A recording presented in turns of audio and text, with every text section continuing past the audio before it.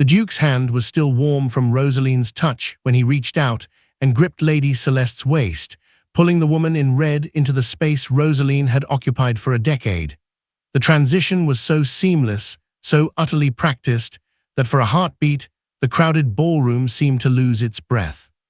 Rosaline stood frozen, the silk of her silver-grey gown shivering against her skin, her fingers still clutching the heavy leather glove Theodore had carelessly stripped from his hand and thrust toward her as if she were a common valet. "Behold," Theodore's voice boomed, the sound vibrating through the delicate silver tiara that now felt like a crown of thorns pressing into Rosaline's brow, "the future Duchess of Montclair." He made the declaration without a single glance at the wife, standing 2 inches to his left, his eyes fixed instead on the horizon of high society, as if he were already standing in a world where Rosaline did not exist. The sting of his public erasure was a physical blow, more violent than any strike, leaving Rosaline to endure the suffocating heat of 1,000 judgmental eyes. Lady Celeste leaned into the Duke's armored chest, her blood-red silk a vibrant, aggressive wound against the muted elegance of the hall. She looked directly at the crowd, her expression a mask of youthful triumph that signaled the end of Rosaline's era. The cruel whispers began to rise like a tide, speculations on Rosaline's fading beauty and the Duke's vibrant new direction, as the very people who had dined at Rosaline's table for years now turned their backs to court the rising sun of the Beaumont alliance. But as the Duke raised his glass to toast his betrayal, his fingers tightening around Celeste's hand, he remained blissfully unaware of the tremor beneath his feet. Rosaline didn't move, and she didn't cry out. She simply tightened her grip on the glove he had discarded. He believed he was discarding a useless relic, but he had forgotten one crucial detail. Every brick of the Montclair estate, every ship in the harbor, and every gold coin in his coffers had been signed into existence by the woman he was currently trying to bury. The music resumed, a haunting waltz that seemed to mock Rosaline's stillness. Theodore began to lead Celeste toward the center of the floor, his jet-black plate armor gleaming under the flickering candlelight, projecting the image of an invincible conqueror. He didn't see the way Rosaline's gaze cleared, the red-rimmed anguish in her eyes replaced by a cold, calculating light. She watched the way Celeste's heavy silver necklace, a Beaumont family heirloom that was supposed to be a sign of wealth, sat slightly crooked, a subtle hint of the desperation hiding behind the girl's predatory smile.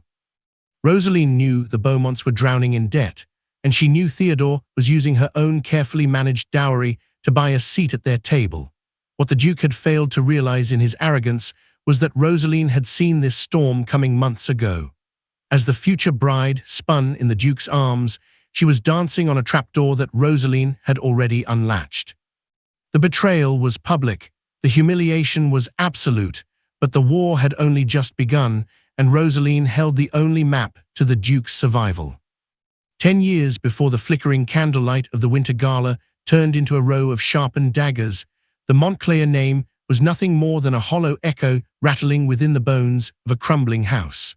Rosaline remembered the day Theodore had first left for the northern borders, clad in that same jet-black plate armor that seemed to swallow the light. His eyes had been burning with the reckless fires of military glory, blinded to the fact that his ancestral ledgers were bleeding out in ink as red as a fresh wound. He had kissed her cheek with a soldier's clinical indifference, leaving her with a hollow title, a mountain of inherited debt, and an estate where the roof wept every time the clouds turned grey. He had gone to win a war of swords, leaving Rosaline alone to fight a far more treacherous war of sense, secrets, and survival. Theodore saw the world through the narrow visor of conquest and blood, but Rosaline saw it in the sprawling complexity of ink and iron.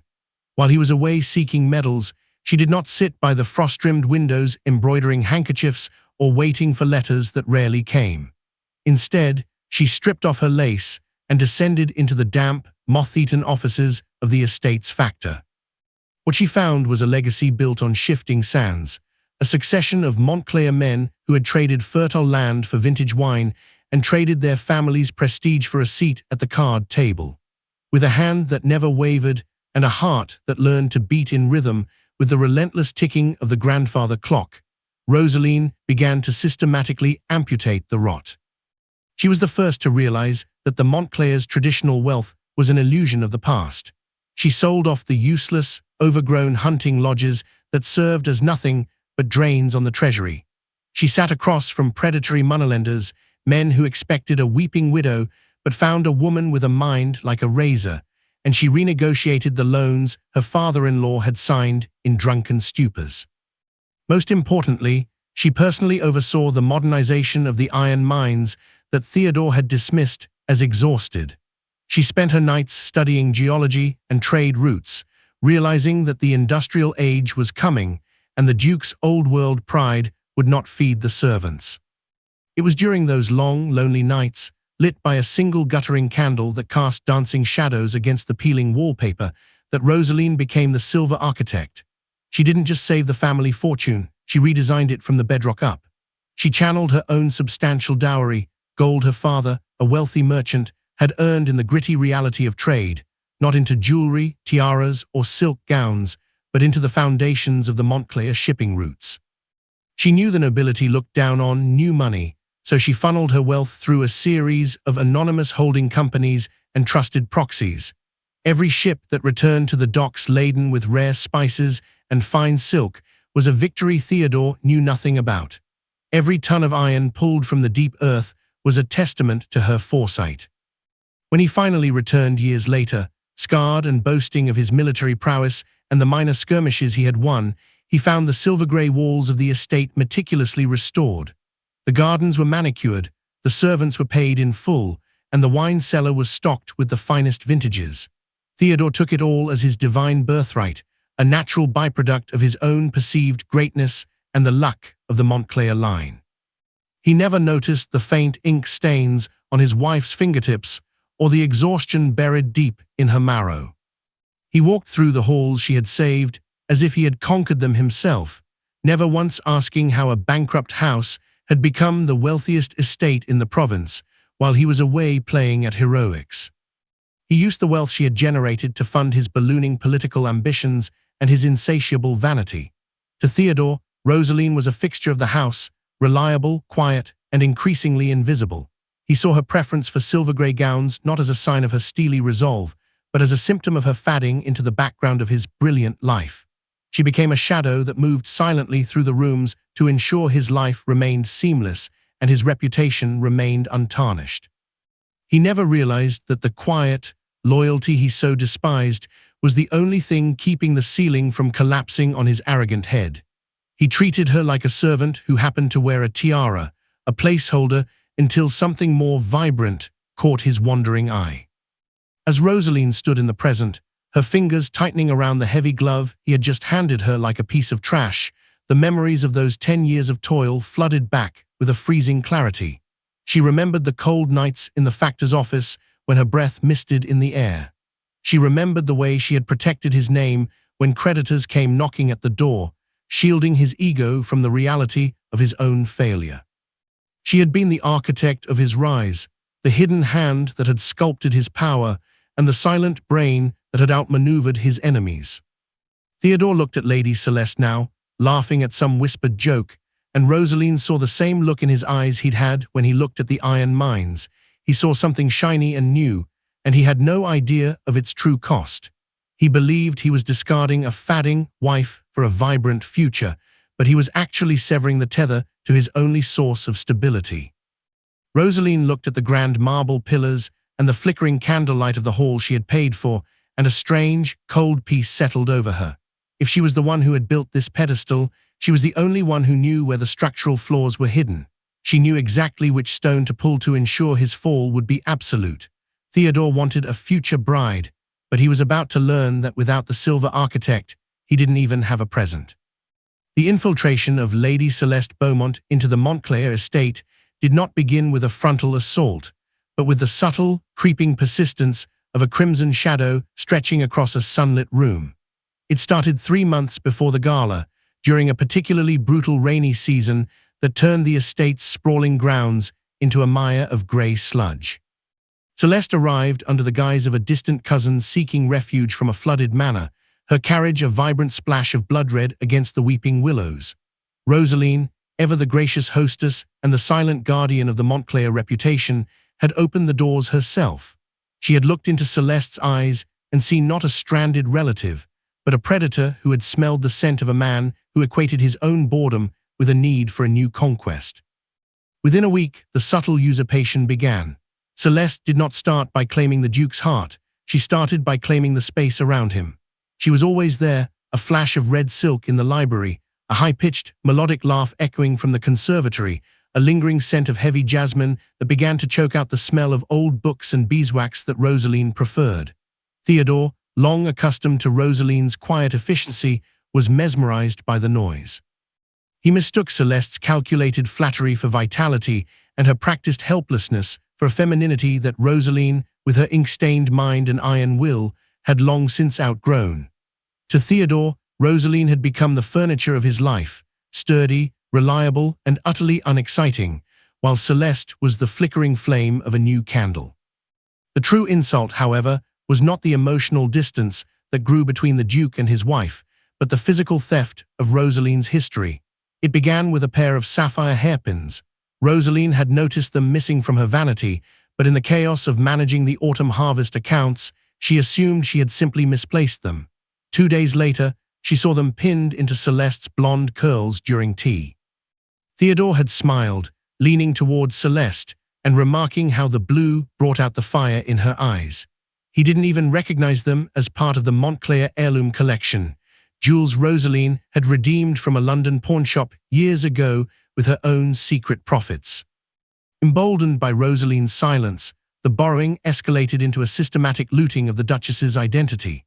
Celeste began to appear in the dining hall wearing Rosaline's delicate lace shawls, then her embroidered gloves, and finally, the heavy silver necklace that had belonged to Theodore's mother.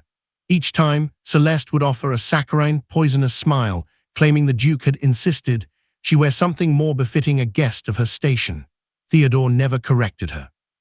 In his eyes, the jewels looked better on the vibrant, laughing girl than on the woman who wore silver grey like a shroud of responsibility. He saw the ornaments as his to give, forgetting entirely that it was Rosaline who had cleaned the grime of debt off every single stone. Rosaline watched this slow-motion invasion from the periphery of her own life. She sat at the head of the table, the silver architect analyzing the enemy's movements with the same cold precision she used for her ledgers. She saw how Celeste's predatory gaze would linger on the portraits of Rosaline's ancestors, her eyes measuring the value of the frames rather than the history of the subjects. She noticed how Celeste began to give orders to the servants, testing the waters of her new authority, and how the Duke's black armor seemed to puff out with pride whenever the girl leaned against his arm. To the household, it appeared that Rosaline was losing, a fading queen being eclipsed by a rising sun. But Rosaline was not losing, she was observing. Every time Celeste draped a borrowed shawl over her shoulders, she was unwittingly wrapping herself in the evidence of her own greed. Rosaline realized that the Beaumonts were not just seeking a marriage, they were seeking a life raft. She had done her research into the Beaumont accounts, a labyrinth of forged signatures and empty vaults. Celeste wasn't wearing those jewels because she liked them. She was wearing them because her own family had sold their finery long ago to pay off gambling debts. The girl in red was a beautiful facade built on a foundation of rot, and Theodore, in his desperate vanity, was trying to trade his anchor for a sinking ship. As the weeks bled into the month of the gala, the atmosphere in the estate became suffocating. The floating dust motes in the grand hall seemed to sparkle with a tension that threatened to shatter the very windows. Celeste had moved from borrowing trinkets to demanding changes in the household staff, attempting to dismiss the older servants who remained loyal to the Duchess. It was a calculated move to isolate Rosaline, to turn her own home into a foreign land. Theodore supported every whim, his villainous turn completing as he began to openly mock Rosaline's fadding presence in front of the staff, treating her like a ghost that haunted the hallways of his new, vibrant life. The final straw came the night before the gala. Rosaline had walked into the music room to find Celeste sitting at her private escritoire, her fingers leafing through the estate's personal correspondence. Celeste was wearing Rosaline's favorite pearl drop earrings, the ones her father had given her on her wedding day. The girl didn't even have the grace to look ashamed. She simply turned, the pearls swinging against her neck, and said, with a chillingly calm voice, "The Duke says that silver looks so much better on youth. Don't you agree, Duchess? It's a pity to let such beautiful things go to waste on someone who no longer has a use for them." Rosaline didn't snap. She didn't scream. She simply walked over, her silver-grey skirts whispering against the floor, and looked at the girl who thought she had already won. She saw the heavy silver necklace Celeste was wearing, the one that would eventually fuel the climax of their downfall.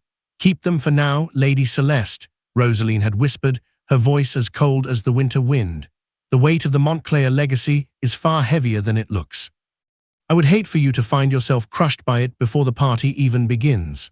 She turned and walked out, leaving the crimson shadow to celebrate a victory that was nothing more than a carefully laid trap. The stage was set, the jewels were in place, and the Duke was about to find out that a man who lets a thief into his house shouldn't be surprised when he wakes up to find his pockets empty. The air inside the grand hall of the Montclair estate was thick with the scent of expensive beeswax, roasted meats, and the suffocating perfume of 1,000 blooming lilies, yet to Rosaline, it felt as thin and freezing as a mountain peak. The grand winter gala was the pinnacle of the social season, a night she had spent months orchestrating down to the last silver spoon and silk ribbon. Thousands of candles flickered in the towering crystal chandeliers, casting a golden glow over the assembly of the kingdom's elite. But as Rosaline stood at her husband's side, the sparkle effect of the floating dust motes felt less like a dream and more like the falling ash of a burning bridge. Every time a guest looked her way, their eyes would dart toward Theodore, then toward the background where Lady Celeste hovered, and then back to Rosaline with a look of pity that felt like a serrated blade. Theodore stood tall and rigid, his jet-black plate armor polished to a mirror finish, projecting an aura of unflinching authority that bordered on the tyrannical. He had spent the evening ignoring Rosaline's presence, his gaze fixed forward with a detached, cold cruelty. Beside him, Rosaline was a portrait of raw, shattered dignity. Her brow was furrowed in an anguish she could no longer entirely hide, and her eyes were rimmed with red, brimming with tears that threatened to track down her cheeks and ruin the silver-grey embroidery of her gown. She was the emotional anchor of the room, a tragic figure in fading silver, while the world around her prepared to celebrate her demise. Then the music stopped. The sudden silence was more deafening than the waltz had been.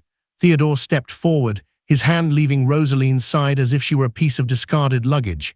He didn't look at her. He hadn't looked at her for hours. Instead, he reached into the background, his fingers lacing firmly through the hand of Lady Celeste. He pulled her into the mid-ground, into the light, into the very space that should have belonged to the Duchess. Celeste was a vibrant, aggressive wound of blood-red silk, her expression calm and predatory. She wore a sparkling tiara that sat nestled in her blonde hair with an arrogance that suggested she had already measured the weight of the crown. "Gentlemen, ladies," Theodore's voice boomed, echoing off the cold marble pillars and the towering vaulted ceiling. "The House of Montclair has long stood as a pillar of tradition, but tradition must evolve to remain vibrant. It is my distinct honor to introduce to you the woman who will carry this legacy into the new age." He paused, the tension in the room tightening like a garrote. "Meet Lady Celeste Beaumont, my future bride." For a heartbeat, the silence held. Then it broke, not with gasps of horror, but with the low, rhythmic thrum of laughter. It began with the younger lords in the back, the ones who had always been jealous of the Montclair wealth, and spread like a contagion through the room. It was a cruel, sophisticated sound, the laughter of a society that valued power over loyalty.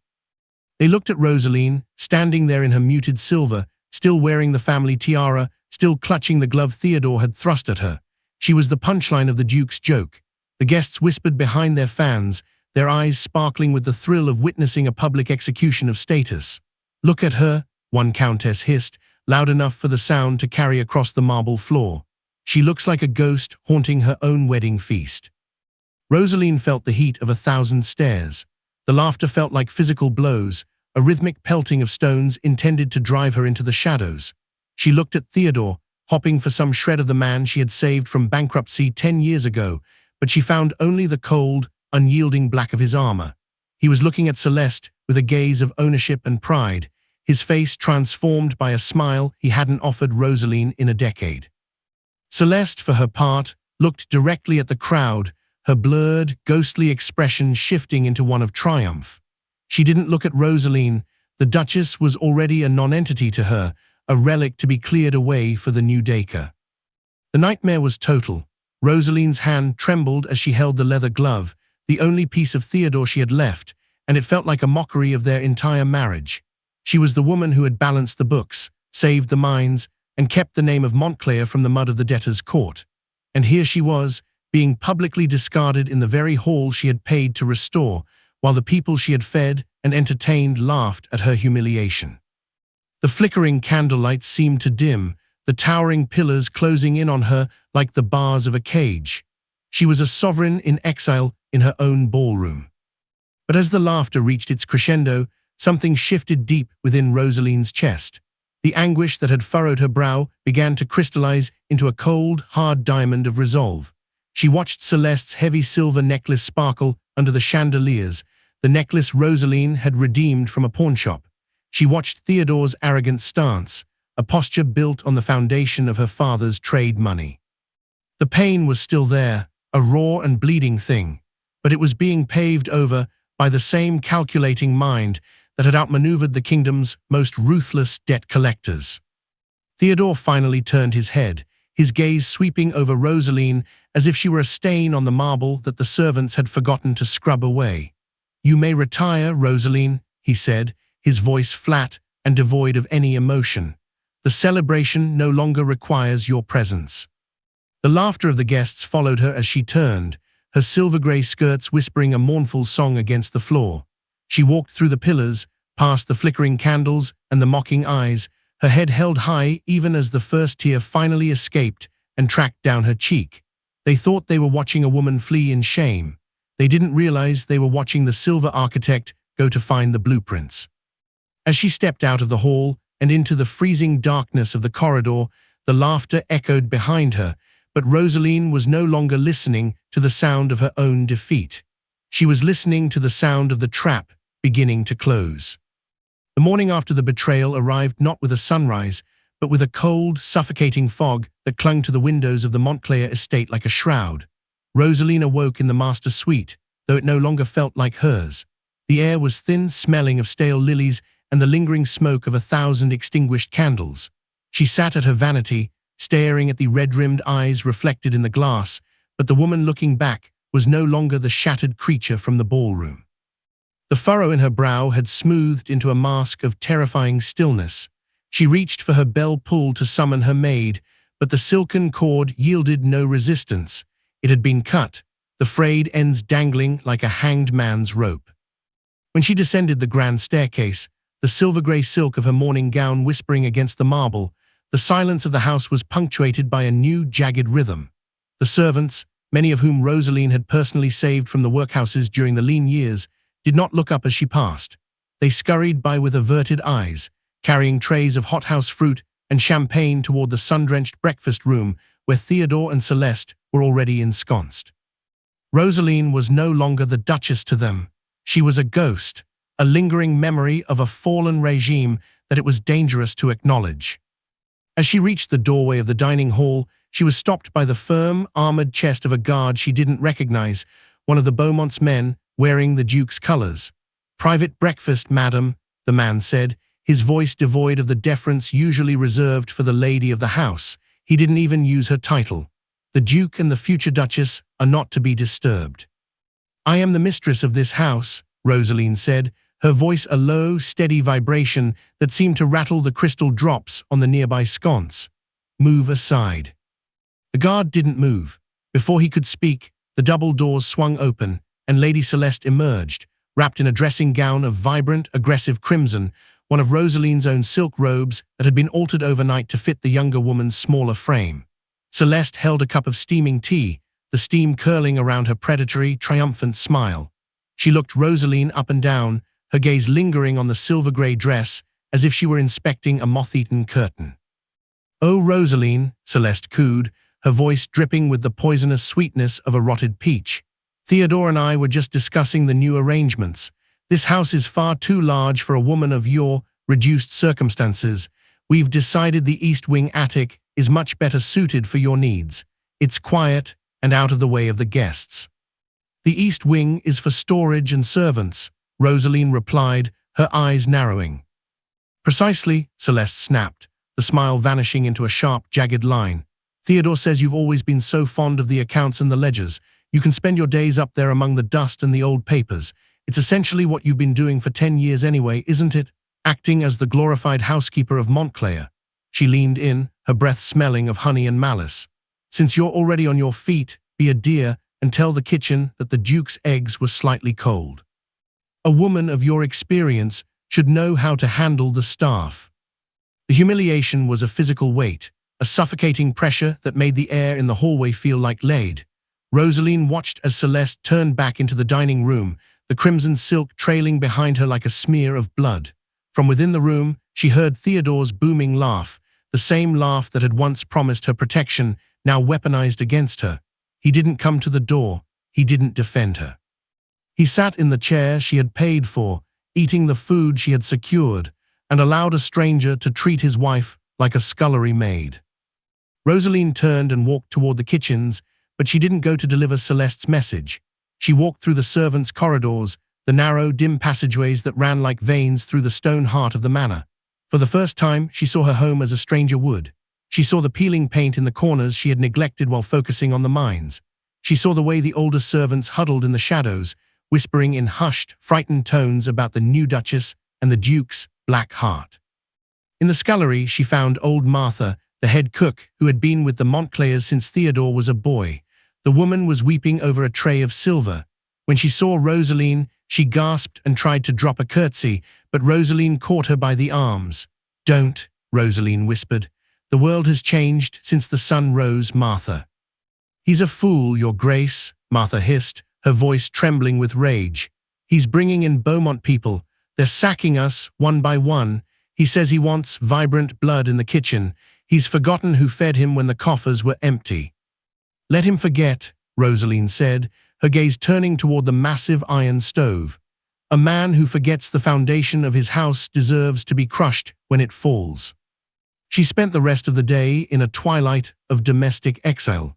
She was brushed aside by housemaids who had been told that the Duchess's orders no longer carried weight. She was forced to wait in the hall while Celeste's trunks were carried into the master suite, her own belongings piled unceremoniously into crates and moved toward the drafty, shadow-drenched East Wing.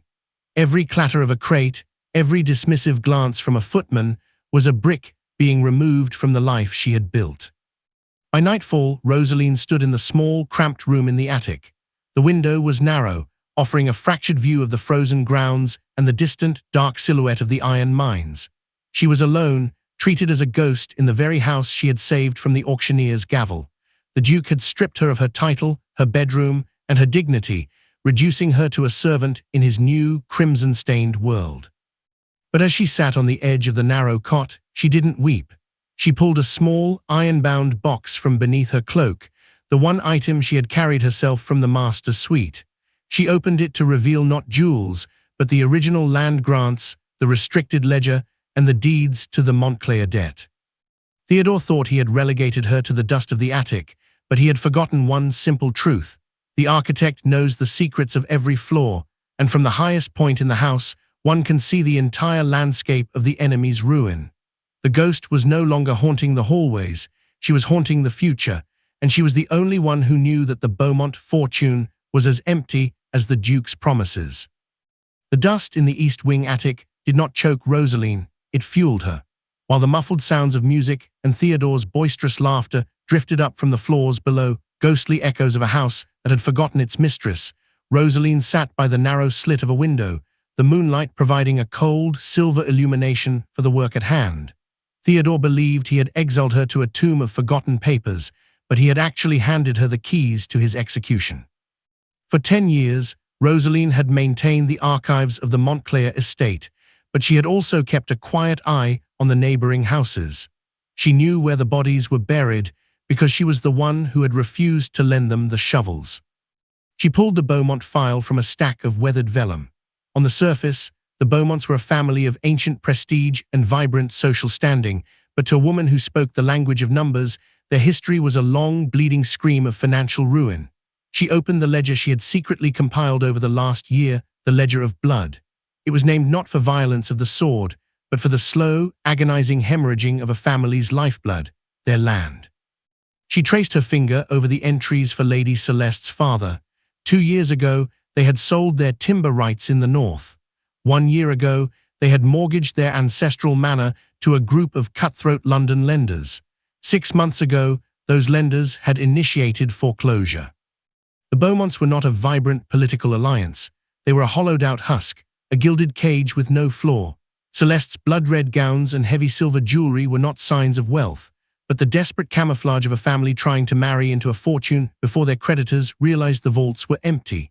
Rosaline's eyes sharpened as she found the smoking gun, a series of promissory notes signed by Celeste's father, backed by the imminent union of his daughter to the Duke of Montclair. Theodore wasn't just being unfaithful, he was being swindled. He was attempting to trade Rosaline's hard-earned gold for a title that was about to be dragged through the mud of a public bankruptcy. A cold, mirthless smile touched Rosaline's lips as she realized the depth of the irony. Theodore, in his villainous arrogance, had assumed that his black armor and noble name made him invincible. He looked at Celeste and saw a prize, never realizing that he was the prey. He was currently using the liquid assets Rosaline had generated from the iron mines to settle Celeste's minor gambling debts, believing them to be a temporary inconvenience. He had no idea that the minor debts were merely the tip of a catastrophic iceberg. The Beaumonts were using Theodore as a human shield against their creditors, and the moment the marriage contract was signed, the Montclair fortune would be sucked into the black hole of Beaumont debt.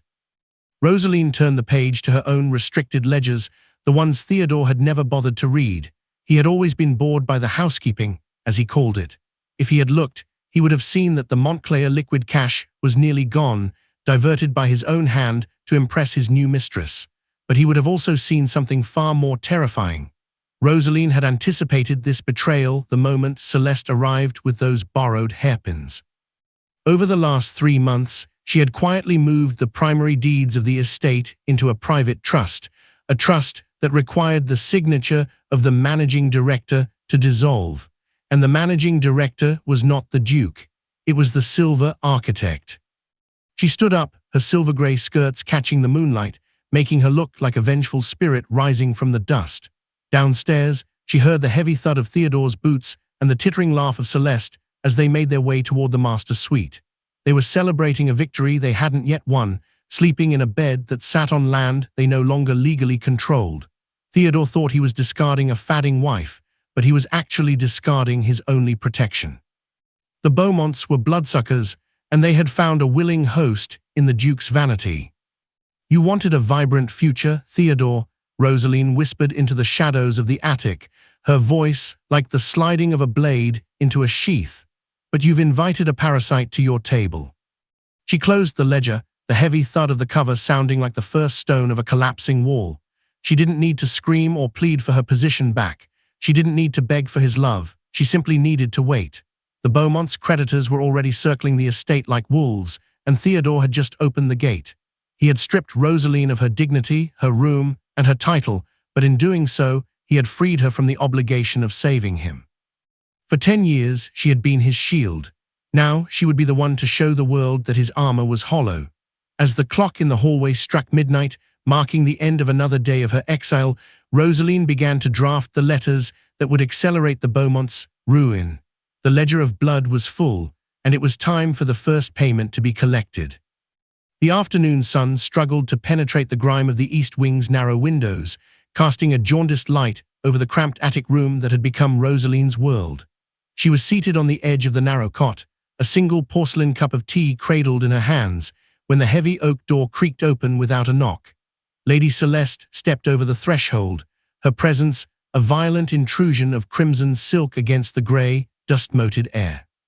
She didn't enter so much as occupy the space, her eyes sweeping over the peeling wallpaper and the stacks of old ledgers with a look of theatrical revulsion. In her hand, she carried a small, silver-backed mirror, another of Rosaline's borrowed treasures. I thought I might find you here, huddled among the cobwebs like a spider that's forgotten how to weave, Celeste said, her voice dripping with a sweetness that didn't mask the underlying venom. She walked to the center of the room, her skirts kicking up clouds of dust that Rosaline had spent the morning trying to settle. Celeste stopped before the vanity and tilted the mirror toward Rosaline, forcing the Duchess to look at her own reflection in the dim light. Theodore was just saying at luncheon how much more peaceful the house feels now that the gray cloud has moved to the rafters. He says he can finally breathe without feeling the weight of your constant, silent judgments. Rosaline did not lower her tea, she didn't blink. Theodore has always found the truth difficult to breathe, Celeste. It requires more effort than he is used to exerting. Celeste let out a sharp, melodic laugh that sounded like glass breaking on marble. She leaned down, bringing her face close to Rosaline's. The scent of heavy jasmine clashing with the smell of old paper. Oh, still so sharp, even as you rust. But look at yourself, Rosaline, truly look. She tapped the surface of the mirror with a manicured nail. The lines around your eyes, the pallor of your skin. You've spent so much time being an architect that you've turned into stone. You're a fading relic, a ghost of a marriage that died the moment a woman with actual blood in her veins walked through the door. Theodore doesn't want a partner who reminds him of debts and iron mines. He wants beauty, he wants youth, he wants me. She straightened up, preening like a peacock in the center of the attic. She ran a hand over the heavy silver necklace, the Montclair heirloom she had stolen, and watched the way it caught the light. He's already asked the solicitors to draft the final separation. By next week, you won't even be a memory in these halls. I'll have the walls repainted, the ledgers burned, and your silver-gray gowns turned into rags for the stables. You're being erased, Rosaline. And the best part is, nobody cares enough to stop it. Rosaline finally set the teacup down on the small, rickety side table. The chime of the porcelain was the only sound in the room. She stood up slowly, her height and composure momentarily dwarfing the girl in red. You speak of beauty as if it were currency that never devalues, Rosaline said, her voice a calm, low vibration that seemed to make the floorboards hum. But beauty without a foundation is merely a coat of paint on a rotting fence. You look at me and see fading, Celeste. But I look at you and I see a desperate girl wearing a dead woman's jewels to hide the fact that her father's vaults are filled with nothing but dust. The predatory smile on Celeste's face flickered for a fraction of a second. Her grip on the silver mirror tightened. You know nothing of my family's vaults. I know that the red silk you wear was bought with the Duke's credit that I built, Rosaline continued, stepping into the girl's personal space. I know that the Beaumont name is currently being hunted by 3 different London banks, and I know that Theodore thinks he's buying a future while you're actually selling him a corpse. You mock my age, my lines, and my grey spirit, but it was this spirit that kept the roof over your head tonight. When the creditors arrive at the gates, and they will, Celeste, very soon, they won't care how vibrant your smile is. They will only care about the deeds that you will find do not bear Theodore's name. Celeste's expression curdled into a mask of pure, unadulterated malice. She raised the silver mirror as if she intended to strike Rosaline with it, her youthful face contorting into something ancient and ugly. He loves me. He will give me whatever I ask for, and he will throw you into the street with nothing but the dress on your back. He can give you only what he owns, Rosaline whispered, her eyes locked onto Celeste with a terrifying intensity. And Theodore owns very little of what he sees. You came here to mock a ghost, Celeste, but you've only succeeded in reminding me why I spent 10 years building this house into a fortress. It wasn't just to keep the world out. It was to ensure that when the time came, I could lock the doors from the inside. Celeste shoved the mirror into Rosaline's hands, her breath coming in shallow, ragged gasps. Enjoy your attic while you can, Duchess. It's the last bit of Montclair you'll ever see. She turned on her heel, her red skirt snapping like a whip as she stormed out of the room, slamming the heavy door behind her. Rosaline stood in the returning silence, looking down at the mirror. She didn't look at her fading beauty. She looked at the silver backing, recognizing the hallmark of the jeweler she had paid a decade ago. She walked to the window and watched Celeste march across the courtyard below, a small, angry blot of red against the vast, frozen landscape. The tea in the cup was cold now, bitter and dark, but Rosaline picked it up and took a long, slow sip. The confrontation hadn't shaken her, it had galvanized her. The crimson shadow had revealed its desperation, and the silver architect was finally ready to pull the first stone from the wall. The cold in the east wing attic had become a sharpened blade, cutting through the thin wool of Rosaline's shawl as she knelt before the hearth. She did not reach for kindling to start a fire. Instead, she reached for a loose stone at the very base of the chimney, hidden behind a stack of moth-eaten ledgers. This was the spot she had chosen years ago, not out of paranoia, but out of a deep-seated understanding of the men in the Montclair line. They were men of fire and impulse, men who burned through fortunes to light their own way. Rosaline had known that one day Theodore's fire would turn toward her, and she had prepared for the eventual ash. With a muffled groan of stone against stone, the block gave way. Behind it lay a cylinder of ill-treated leather, sealed with wax that bore the crest of a family much older and far more stable than the Montclairs. Rosaline's hands did not tremble as she broke the seal. She pulled out the heavy, cream-colored parchment, the royal grant that had been the secret foundation of her strength since the day she married into this house. Theodore believed the estate had passed to him through a direct paternal line, a gift of God and blood. He was wrong. The Montclair lands had been forfeit to the crown 2 generations prior due to treasonous debts, only to be held in a custodial trust. When Rosaline's father, a merchant prince with more gold than titles, had brokered her marriage to the handsome, bankrupt duke, he hadn't just given a dowry. He had purchased the debt and the underlying land grants from the king himself, placing them into a restricted maternal deed. The document in Rosaline's hands was the original royal grant, explicitly stating that the title to the manor, the mines, and the very soil beneath the duke's boots belonged to Rosaline and her heirs. Theodore was, in the most literal sense, a tenant of his wife's mercy. She smoothed the parchment on the dusty floor, the ink still dark and commanding after all these years. In the grand hall below, she could hear the muffled thumping of furniture being moved. No doubt Celeste was already beginning her promised redecoration, tearing down the tapestries Rosaline had preserved to make room for her own gaudy crimson tastes. A faint, cold smile touched Rosaline's lips. Let them move the chairs. Let them hang the red silk. It was easier to trap a predator when they felt they had already claimed the den. She traced the signature of the king, the wax seal a dark, bloody red that seemed to mock Celeste's gown. For 10 years, Rosaline had kept this document hidden, using its power only to shield Theodore from the consequences of his own ineptitude. She had played the part of the dutiful, fadding wife, allowing him to believe he was the master of the world because she loved the man she thought he could be. But that man had never existed. The man downstairs was a creature of black plate armor and hollow pride, a man who would introduce a mistress while his wife stood beside him in her wedding tiara. Rosaline stood up, clutching the leather cylinder to her chest. The silver architect was no longer just a nickname for a clever accountant, it was her true identity. She looked around the cramped attic, at the spiderwebs in the peeling wallpaper, and for the first time she saw it not as a prison, but as a vantage point. From here, she had watched the Beaumonts move their empty trunks into her rooms. From here, she had seen the Duke's solicitors arrive with papers of separation. And from here, she would watch the entire charade go up in flames.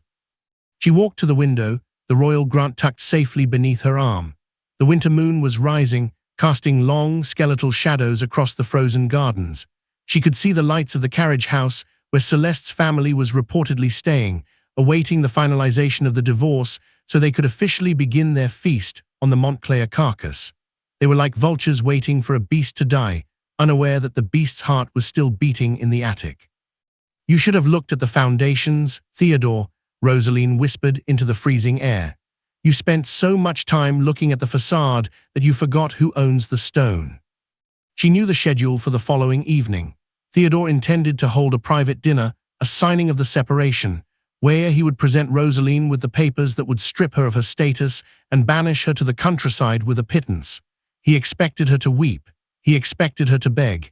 He expected her to sign away her life so he could begin his vibrant, new era with the girl in red. Rosaline turned back toward the narrow cot, her mind already moving 3 steps ahead, calculating the exact moment to reveal the truth. She would attend his dinner. She would wear the silver-gray gown one last time. and when he handed her the pen to sign away her marriage, she would hand him the deed that would sign away his life. The weight of the Montclair legacy was indeed heavy, as she had warned Celeste, and it was about to come crashing down on the man who thought he could discard the woman who had built it. The silver architect had found her blueprints, and the demolition was scheduled for tomorrow at sunset. The dining hall was staged for a funeral, though Theodore and Celeste clearly mistook it for a coronation. A single long table had been set under the oppressive weight of the crystal chandeliers, the surfaces gleaming with the silver Rosaline had polished and the crystal she had protected. Theodore sat at the head, his black plate armor reflecting the candlelight like a dark omen, while Celeste sat to his right, draped in a gown of such aggressive crimson it seemed to bleed into the tablecloth. At the foot of the table, isolated and framed by the towering marble pillars, Rosaline sat in her silver-grey silk, her expression a portrait of shattered dignity that hid a core of tempered steel. Between them lay the separation of interests, a thick stack of vellum prepared by Theodore's solicitors. The Duke did not look at his wife as he pushed a silver inkwell and a quill toward her. "The time for sentiment has passed, Rosaline," he said, his voice echoing with a cold, detached authority. "The Beaumont alliance requires a clean slate. Sign the papers, accept the cottage in the north, and let us end this with whatever shred of grace you have left. You are a fading shadow in a house that needs light." Celeste leaned forward, her predatory eyes dancing with the reflected flames of the candles. "Do be a dear and don't make a scene," she whispered, her hand resting provocatively on Theodore's armored forearm. "The creditors are coming for tea tomorrow, and it would be so much simpler if the housekeeping was settled before they arrived." Rosaline looked at the quill, then at the man she had saved from ruin a decade ago. She didn't reach for the pen. Instead, she reached into the folds of her skirt and produced the leather cylinder she had retrieved from the attic. The sound of the wax seal snapping was like a bone breaking in the sudden silence of the room. "You are right about one thing, Theodore," Rosaline said, her voice dropping into a low, terrifyingly calm register. "The housekeeping must be settled." "But you have misidentified the housekeeper." She unfurled the royal grant across the table, covering the separation papers with the heavy, cream-colored parchment bearing the king's own seal. Theodore scoffed, leaning back with a sneer. "What is this? Another ledger? Another list of petty debts you've managed to pay?" "Read the first line, Theodore," Rosaline commanded. The Duke's sneer faltered as his eyes traveled over the script. He read it once, then twice, his face draining of color until it matched the white wax of the candles. The villainous aura he had projected all evening began to crumble, the black armor suddenly appearing too heavy for his slumped shoulders. The document clearly stated that the Montclair lands, the titles standing, and the very house they sat in were held in a maternal trust, owned solely by Rosaline through the king's restoration grant. "This is impossible," Theodore stammered, his voice cracking. "The estate is mine by blood." "Your blood was forfeit to the crown for your father's treachery before we ever met," Rosaline replied, standing up slowly. The silver tiara on her head no longer looked like a crown of thorns, it looked like a weapon. "My father bought your life, Theodore. He bought this house. He bought your very name and placed it in my hand. For 10 years, I let you believe the lie because I thought you were a man worth saving. I used my fortune to pay your debts and my mind to build your mines. I was the architect of the Duke of Montclair, but the architect is tired of the tenant's insolence."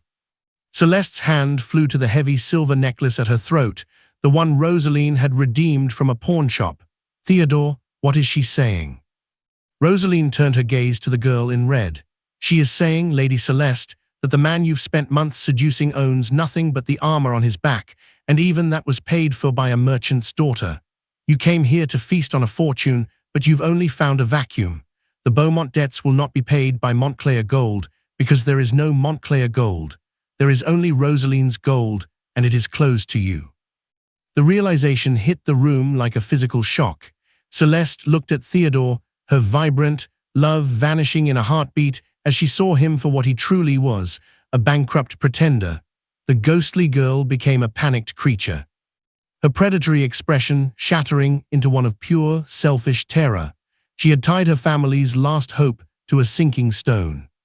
"You can't do this," Theodore roared, finally standing, his chair clattering against the marble. "I am the Duke."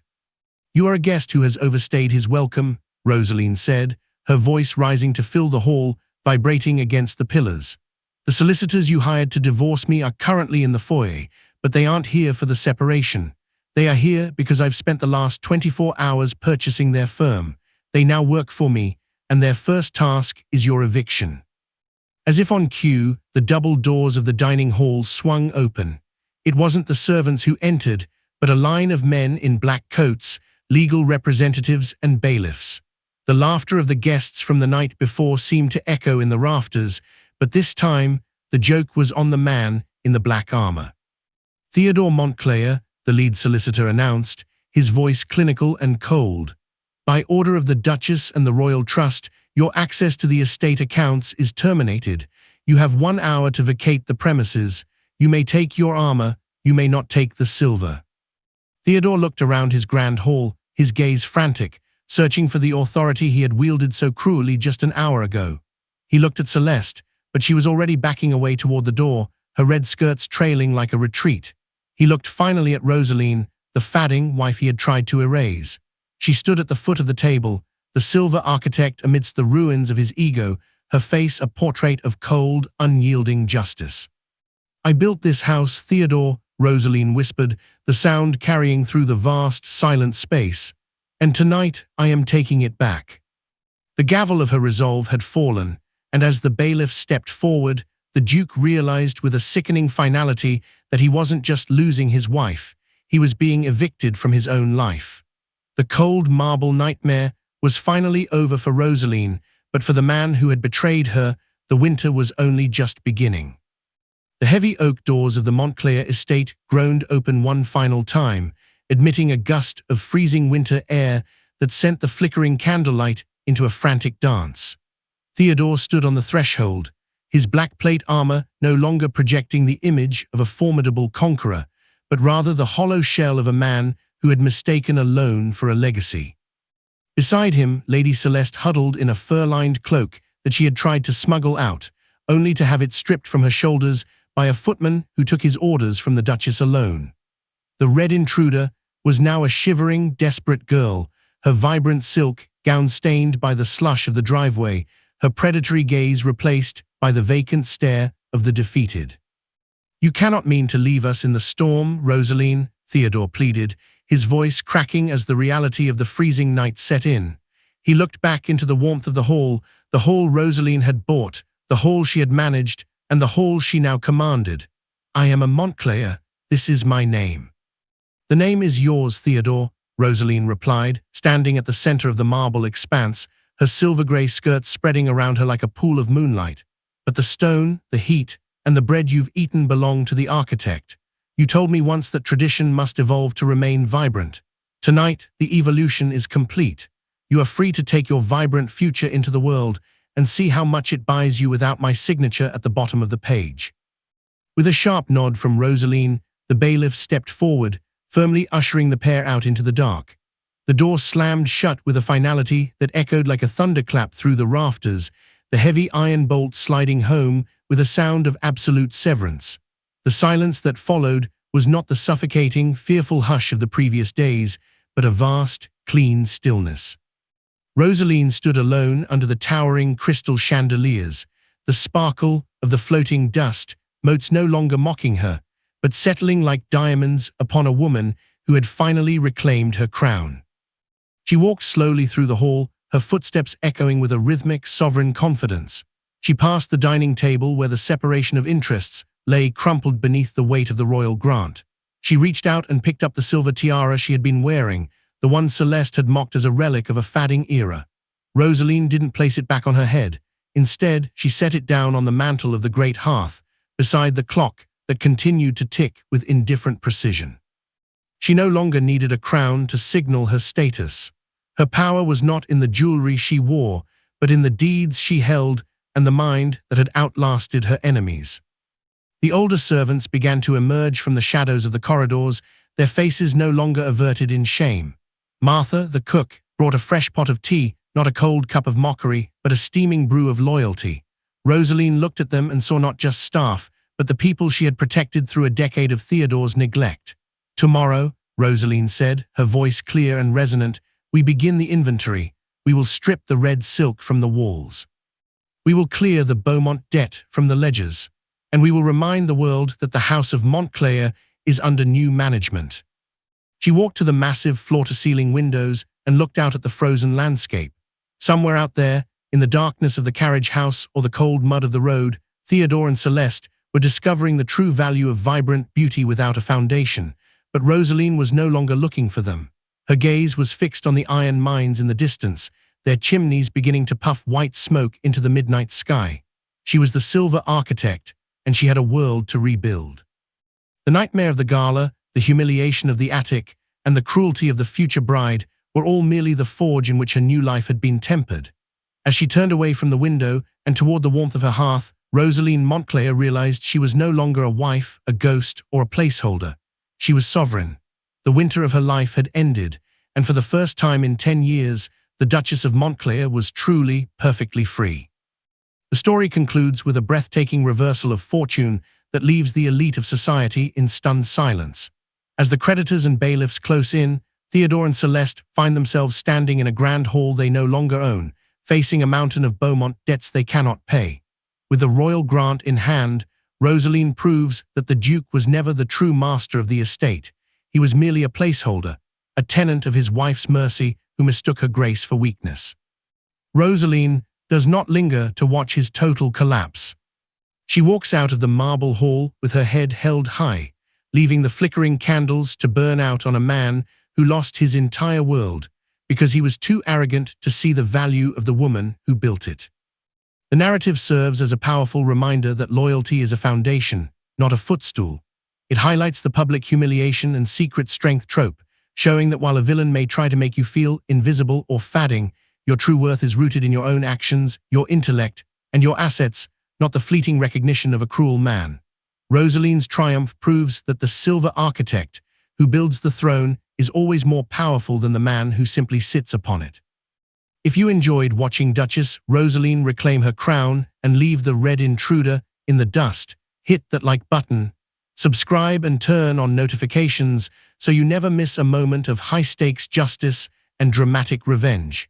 We want to hear from you in the comments.